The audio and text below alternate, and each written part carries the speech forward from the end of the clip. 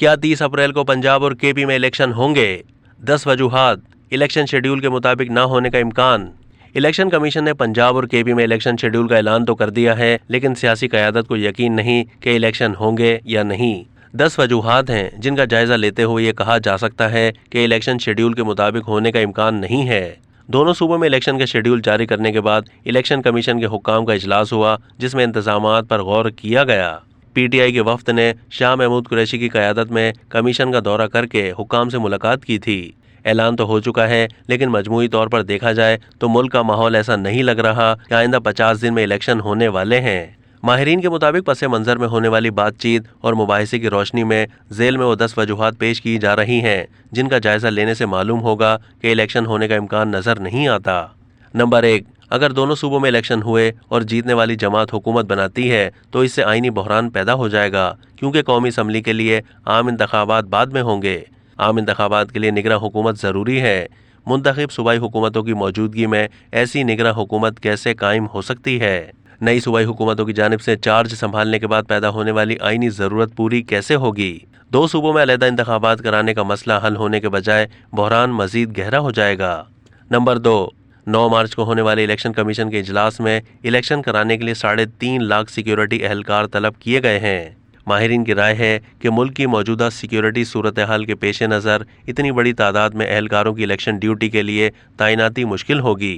Number 3, election commission ने दोनों सूबों में इलेक्शन कराने के लिए 20 अरब रुपए मांगे हैं और मुल्क की मौजूदा माशी सूरत हाल के पेश नज़र हुकूमत के लिए ये रकम फराहम करना मुश्किल होगा।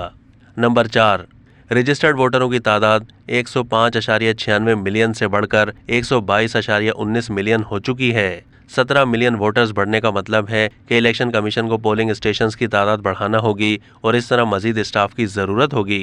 ये काम महदूद वक्त में पूरा करना मुश्किल है।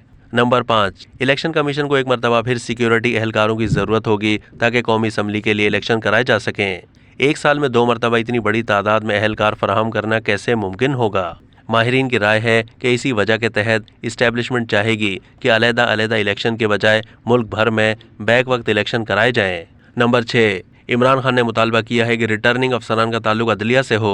इम्कान नहीं कि अदलिया बड़ी तादाद में जुडिशल स्टाफ को 2 मरतबा इस सरगर्मी के लिए फराहम करेगी। नंबर 7, इमरान खान गिरफ्तार हुए तो पीटीआई इलेक्शन में हिस्सा नहीं लेगी, और अगर इलेक्शन हुए और नताइज इमरान खान की पसंद के ना आए तो क्या होगा? क्या पीटीआई नताइज कबूल करेगी?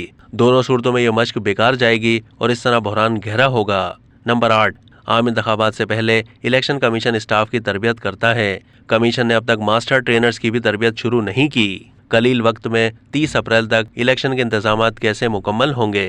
नंबर 9, इलेक्शन कमीशन ने पंजाब के लिए रिटर्निंग अफसरान के नाम फाइनल कर लिए हैं और उनमें से एक का भी ताल्लुक अदलिया से नहीं।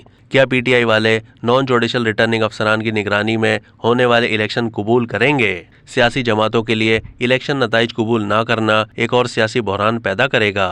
नंबर 10, आम इंतखाबात से पहले कमीशन के हेड क्वार्टर्स में हंगामी सूरत हाल होती है और इदारे में हर शख्स या डबल शिफ्ट में काम करता या इंतजामात के लिए दफ्तर में तवील औकात तक मौजूद रहता है।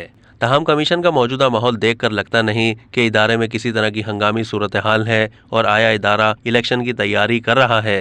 अब तक के लिए इतना ही। मजीद मालूमात के लिए डेली जंग के यूट्यूब चैनल को सब्सक्राइब कीजिए।